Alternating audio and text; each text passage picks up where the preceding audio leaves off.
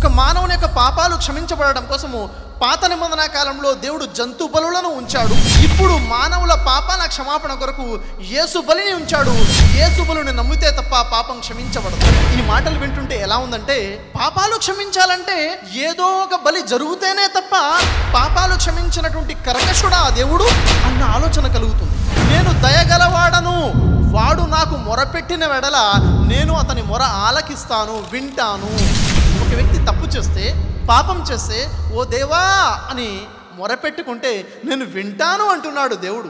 నేను దయగలవాడను అంటున్నాడు దేవుడు.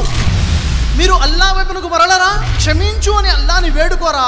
అల్లా అమితంగా క్షమించేవాడు, అనంతంగా కరుణించేవాడు. బైబిల్లో పాత నిబంధనలో పొరపాటుగా జరిగినటువంటి అపరాధాలకు పాప పరిహారముగా కోడె దూడలను, మేక పిల్లలను బలి ఇవ్వమన్నట్టుగా ఉంది. ఈ వాక్యం చూసారా, పాప పరిహారానికి జంతువుని దేవుడు బలిగా కోరాడు. దేవుడి ఉద్దేశం జంతు బలే అనుకుంటే అది పెద్ద పొరపాటు. ఎందుకంటే ఆ తర్వాత వాక్యాల్లో తెలియచేయడం జరుగుతుంది, 2 తెల్ల గువ్వలనైనను 2 పావురపు పిల్లలనైనను అతనికి దొరకని ఎడల పాపము చేయువాడు తూమెడు గోధుమ పిండిలో 10వ వంతును పాప పరిహారార్థ బలి రూపంలో తేవలను, అది అతని పాప పరిహారార్థ బలి. ఇక్కడ దేవుడు ఎందుకు కోరుతున్నాడు అంటే, అక్కడి ప్రజల యొక్క సంపద, గొర్రెలు, మేకలు, పశువులు, గోధుమలు మరియు ఆర్థిక వనరులు ఏమైనా ఉన్నాయంటే అవి వెండి, బంగారం కాబట్టి వాటిని దేవుడు కోరుతున్నాడు. సృష్టికర్తను అల్లాహ్ సుబ్హానహు వ తఆలా తెలియజేస్తున్నాడు, ఖుర్బానీ మాంసమును మీరు స్వయముగా తినండి, మరియు మిమ్మల్ని అర్జించినటువంటి పేదవారికి దీనస్థితిలో ఉన్నటువంటి వారికి కూడా తినిపించండి. దేవుడి వద్దకి ఆ జంతువుల ఖుర్బానీ యొక్క మాంసము చేరదు, రక్తము చేరదు, మీ యొక్క భయభక్తులు తప్ప. నీవు బలులు కోరువాడవు కాదు, నువ్వు కోరినేడలా నేను అర్పించదను. నీకు దహన బలి ఇష్టమైనది కాదు, విరిగిన మనసే నీకు ఇష్టమైన బలి. దేవా, విరిగి నలిగిన హృదయమును నువ్వు అలక్ష్యము చేయవు. గమనించాలి, దేవుడు బలులు కోరువాడు కాదు. దేవుడికి ఇష్టమైన బలేమిటి? విరిగి నలిగిన హృదయము. దేవుడు మరియం కుమారుడైనటువంటి యేసువారిని మరణించకుండా కాపాడుకున్నాడు అనే నిజానికి పాత నిబంధనలో అనేక లేఖనాలు ఉన్నాయి. నేను చావను, సజీవుడనై యెహోవా క్రియలు వివరించదు. యెహోవా నన్ను కఠినముగా శిక్షించనే కానీ మరణానికి అప్పగించలేదు.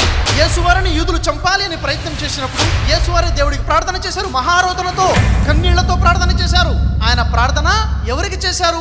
తనను మరణము నుండి రక్షింపగలవానికి, తనను మరణము నుండి రక్షించమని ప్రార్థన చేస్తే అతని ప్రార్థన అంగీకరించబడింది. అతని మరణం నుండి దేవుడు కాపాడుకున్నాడు.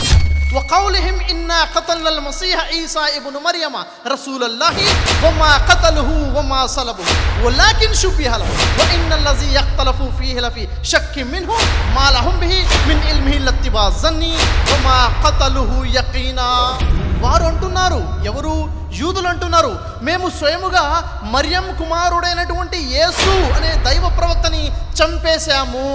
అల్లా అంటున్నాడు, వాస్తవానికి వారు ఆయనను చంపలేదు, శిలువపైకి ఎక్కించను లేదు.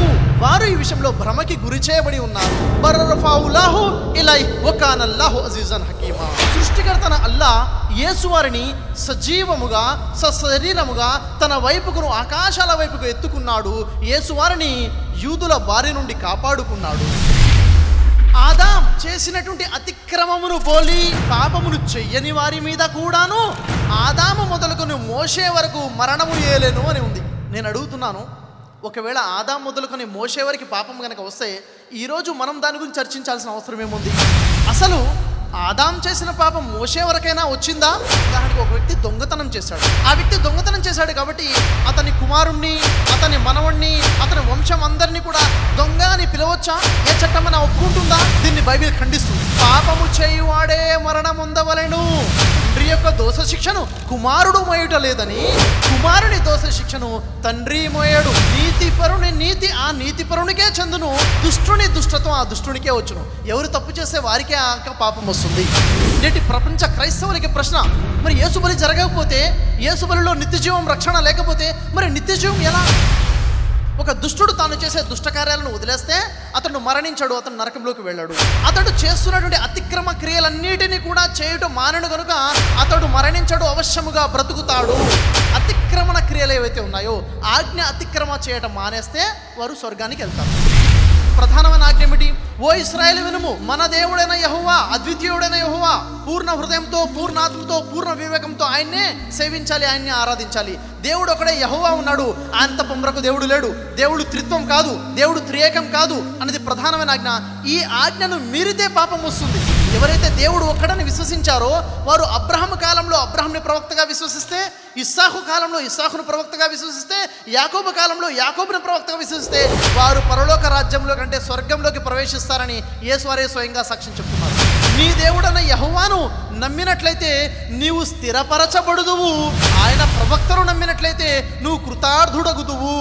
దేవుణ్ణి, దేవుని ప్రవక్తను విశ్వసించాలని మనకి గ్రంథం పాత నిబంధన చెప్తుంది. ఈరోజు మానవులు కూడా నీతిమంతులుగా మారాలంటే దేవుడు తప్ప మరొక దేవుడు లేడని నమ్మడము, యేసుని క్రీస్తు అని, ప్రవక్త అని, దేవుడి దాసుడు అని నమ్మడము, యేసు తర్వాత ముహమ్మద్ ప్రవక్త వారు వచ్చారని నమ్మడము, అలాగా విధేయత చూపడం వల్ల మనం నీతిమంతులుగా తీర్చిదిద్దబడతాం. ఆదమ్ హవ్వ తప్పు చేశారు కదా, ఆ పాపం ఏమైంది అంటే దానికి ఖురాన్ సమాధానం చెప్తుంది. ఆదమ్ అలైహిస్సలాం అల్లా వద్ద నుండి కొన్ని వాక్యాలు నేర్చుకున్నారు. రబ్బనా జలమ్నా అన్ఫుసనా వ ఇల్లం తగ్ఫిర్ లనా వ తర్హమ్నా లనకూనన్న మినల్ ఖాసిరీన్. ఓ అల్లాహ్, ఓ నా ప్రభు, మాకు మేము అన్యాయం చేసుకున్నాము, నీవు గనక మమ్మల్ని క్షమించకపోతే, నీవు గనక మమ్మల్ని కాపాడకపోతే, మమ్మల్ని కరుణించకపోతే మేము నాశనమైపోతాము అంటే అల్లాహ్ సుబ్హానహు వ తఆలా వారిని కరుణించాడు, వారి పాపాన్ని క్షమించాడు. ఆదాం చేసిన పాపము ఆదిలోనే క్షమించబడింది. ఇంకా సంక్రమించడము, మానవులకి జన్మతా పాపం రావడం అనే ప్రసక్తే లేదు.